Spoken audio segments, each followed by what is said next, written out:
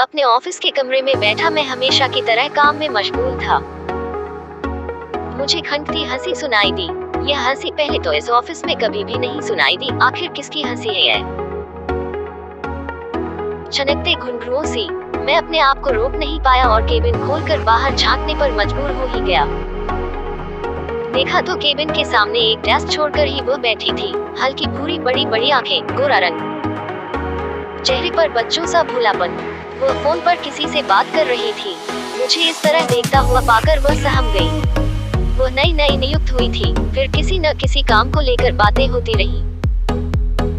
एक दिन शाम को जाते जाते उसका स्कूटर खराब हो गया। मैं भी निकल ही रहा था।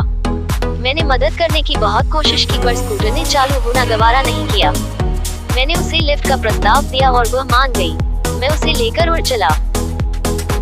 बस उस दिन के बाद से हमारी दोस्ती ने उड़ान भरना शुरू कर दी। मुलाकातें शुरू हुई और फिर प्यार का इजहार हुआ।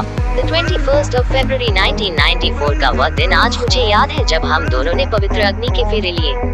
विवाह बंधन ने हमारे प्रेम को मजबूती दी। मैं अपने आप को इस दुनिया का सबसे भाग्यशाली पुरुष मान रहा था और बाद में भी यही हुआ।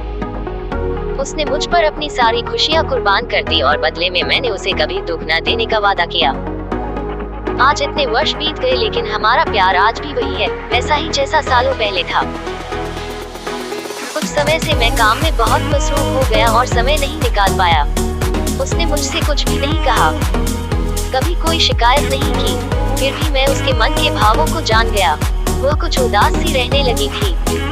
मैंने ऑफिस से 8 दिन की छुट्टी के लिए आवेदन दिया और केरल का टूर बुक कराया। केरल की हरी भरी खूबसूरती उसे बेहद भाती है, यह मुझे पता था। 2 दिन पहले जब मैंने उसे यह बात बताई तो वह खुशी से उछल पड़ी। हम यात्रा पर चल पड़े। ट्रेन में खिड़की के पास बैठकर जब वह बाहर का नजारा देख रही थी तो मैं उसे देख रहा था। मैंने देखा उसकी बड़ी बड़ी भूरी आंखों में बच्चों की सी चमक फिर से जिंदा हो उठी है।